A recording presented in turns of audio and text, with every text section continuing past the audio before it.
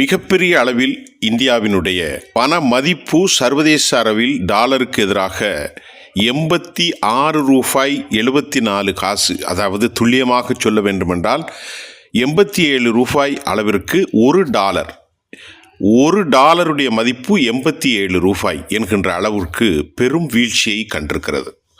இந்த சரிந்து வரும் டாலருக்கு எதிரான இந்திய ரூபாயின் மதிப்பு மிக கடும் கவலை அளிப்பதாக தற்போது செய்திகள் வெளியாகியிருக்கிறது.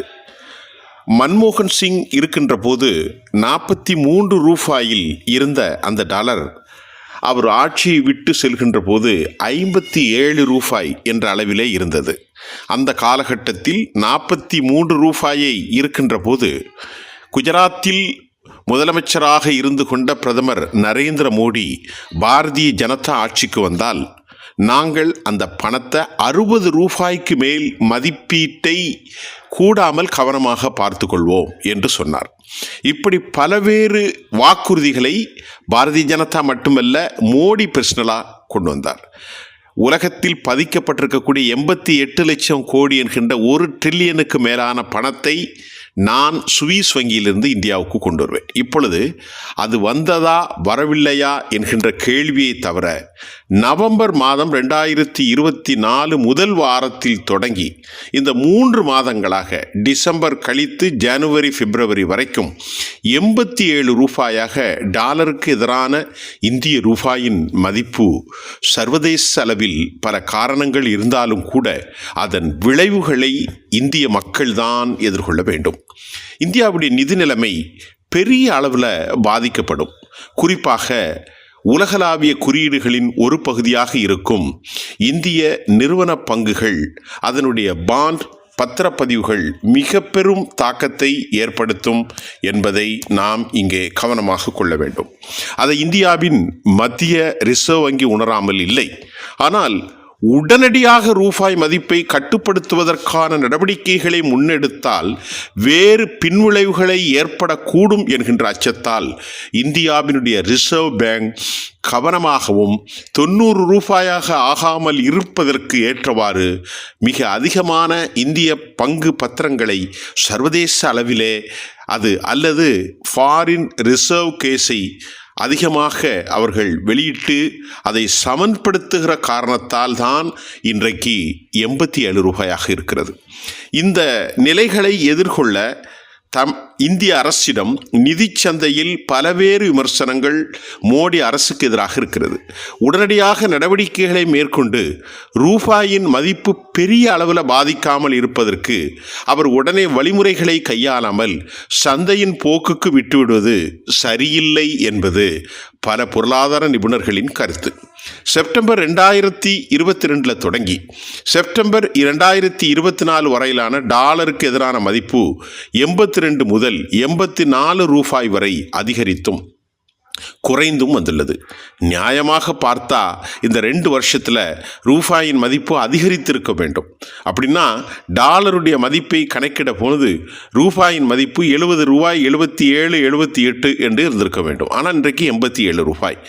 ஏனைய செலவாணிகள் இந்திய ரூபாயை விட வலுவான போது நாம் நமது செலவாணியை வலுப்படுத்த தவறிவிட்டோம் என்பது இந்திய பொருளாதார நிபுணர்களின் பெரும் குற்றச்சாட்டாக இருக்கிறது.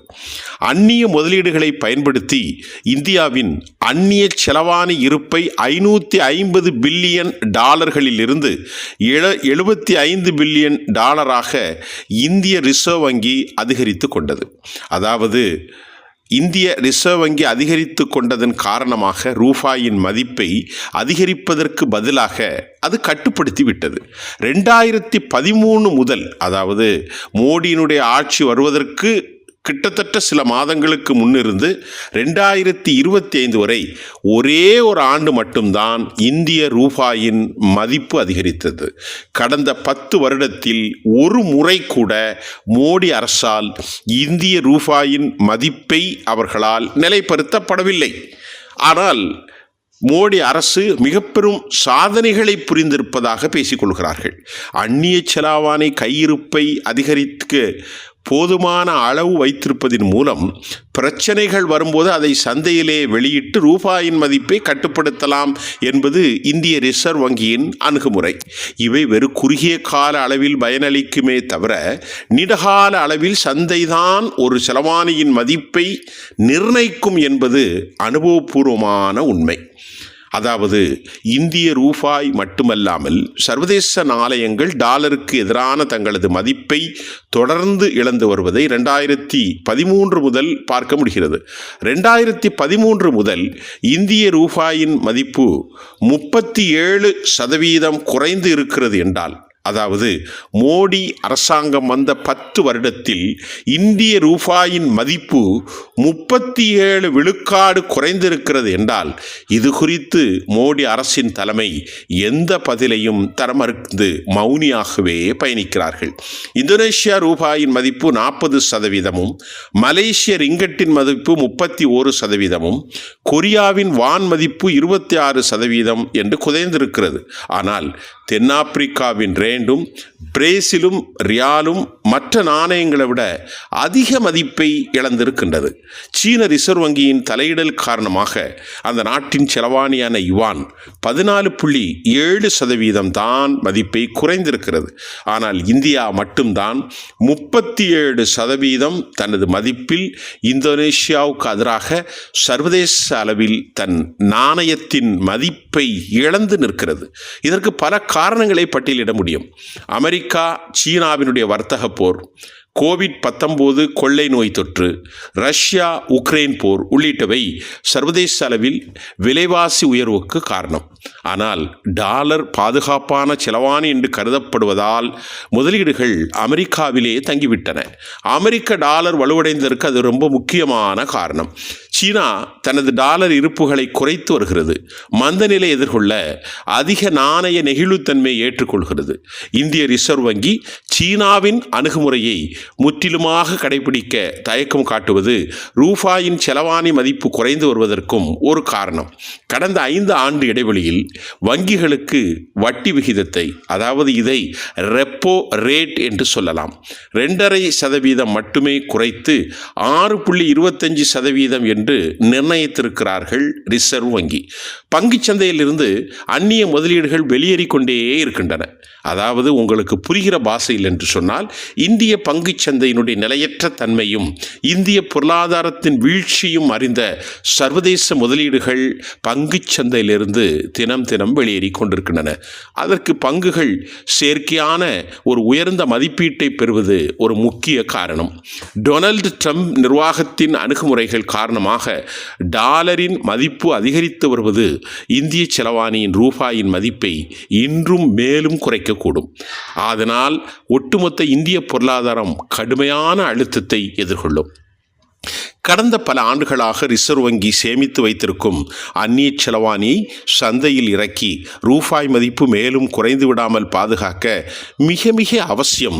வெளிநாட்டு கடன் பெறுவதற்கான வழிமுறைகளை சுலபப்படுத்துவதும், வெளிநாடு வாழ் இந்தியர்கள் இந்தியாவில் முதலீடு செய்வதை ஊக்குவிப்பதும் ரூபாயின் மதிப்பை ஓரளவுக்கு கட்டுக்குள் வைத்து நிலைமையை சீர் செய்வதற்கான சரியான அணுகுமுறையாக இருக்கும் என்று சொல்கிறார்கள்.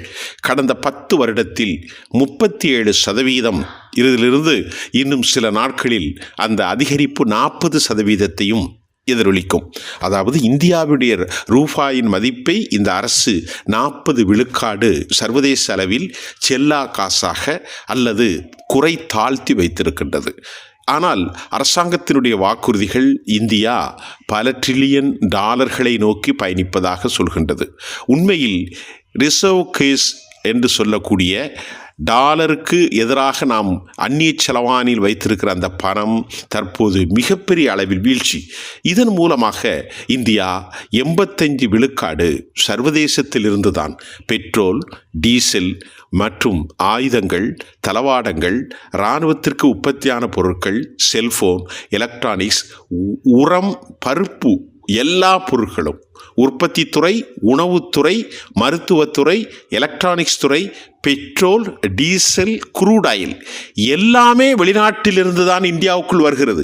அப்படி என்றால் இந்தியாவின் மதிப்பை அதிகமாகவே நாம் கொடுக்க வேண்டும். அதாவது உங்களுக்கு விளங்கும் பாதையில் ஒரு பொருளை 100 ரூபாய் கொடுத்து எத்தனை டாலரை மாற்ற முடியுமோ அதை இனி 130 ரூபாய் 40 ரூபாய் கொடுக்க வேண்டும். அந்த கடைசி நிலை மக்களின் தலையில் தான் விழும். $1000 ஒரு பொருளை இறக்குமதி ஆக்குகிறோம், நாம் இனி அதை $1200 இறக்குமதி செய்ய வேண்டும். ஆக இந்திய பணத்தை அதிகரிக்கின்ற போது அயலகத்திலிருந்து இந்தியாவுக்குள் வரும் பொருட்களின் விலை கட்டுப்படுத்த முடியாத அளவிற்கு உயரும். இது பயன்பாட்டாளர்களான மக்களின் தலைமையில் தான் விழும்.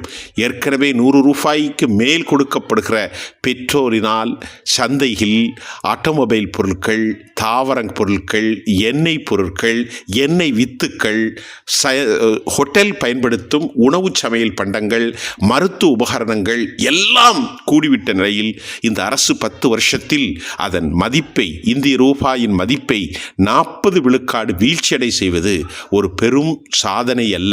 இது இந்திய மக்களின் வேதனை என்பதுதான் அந்நிய ரூபாய் டாலருக்கு எதிரான இந்த வீழ்ச்சியின் விளைவாக நாம் பார்க்கலாம்.